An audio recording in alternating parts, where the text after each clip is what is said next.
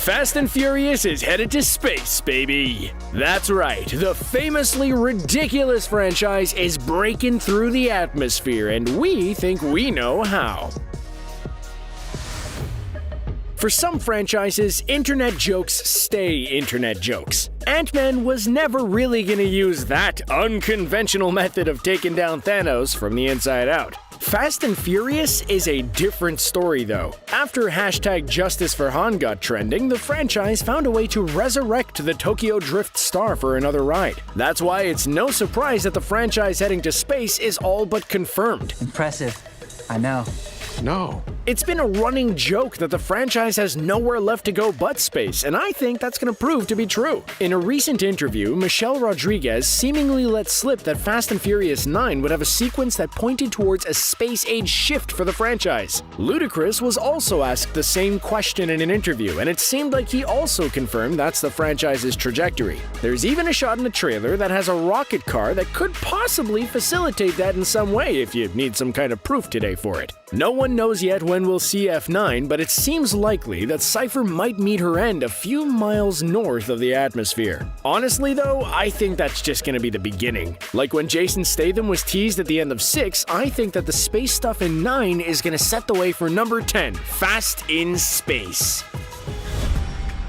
So, how could the franchise possibly make it to space? I mean, these guys aren't exactly astronauts. Well, there are several movies that have the premise of working-class heroes getting shot into space. The movie Armageddon is about a giant meteor that's bearing down on Earth. As the planet's last defense, NASA enlists the help of several average Joe deep-core drillers in order to take the giant rock out. I bet you anything that this will more or less be the plot style Fast goes with. Except instead of a giant meteor, they'd have Cypher.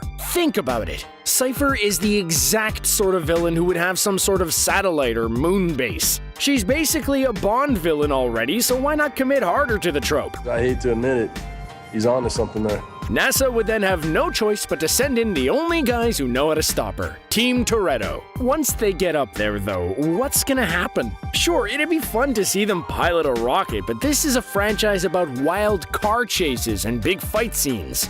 My money's on a moon chase that rips off the one in Ad Astra, where somehow Dom figures out how to use the moon's low gravity to do the craziest stunts you've ever seen. Also, you just know that Vin Diesel is gonna have a zero-gravity fight scene with a high-caliber guest actor. Then there would be the inevitable sequence where they have trouble getting back home. I bet they set up some sort of thing in the training where one of them is better at flying the shuttle than the rest. If they're doing an Armageddon, though, unfortunately that means one of them isn't coming home. The Fast franchise has never been shy about offing its characters. This would be the perfect ending for a beloved hero's journey. Though I kinda think it'll be Jacob Toretto, and this will be his redemption. Because I'm ready if you are. If you guys leave Han on the moon, so help me, I will never forgive you!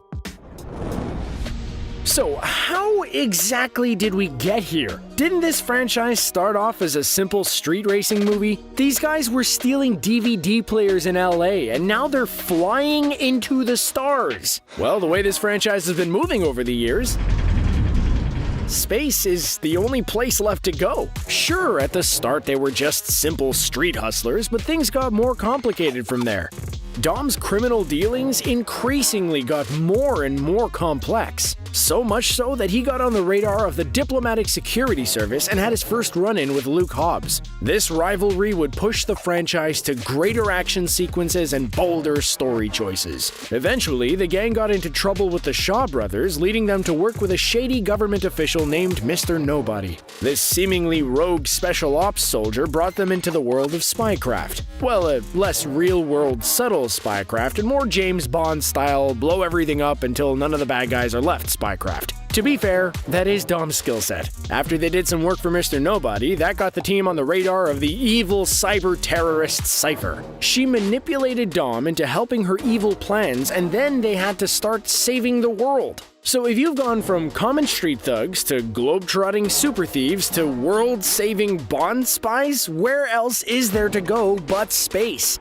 Frankly, it's only a matter of time before Dom is throwing hands with Thanos. The franchise has done an incredible job thus far, adapting to each crazy new genre shift they throw Dom's way. Hopefully, their trip to space is a little more Star Wars and a little less Moonraker.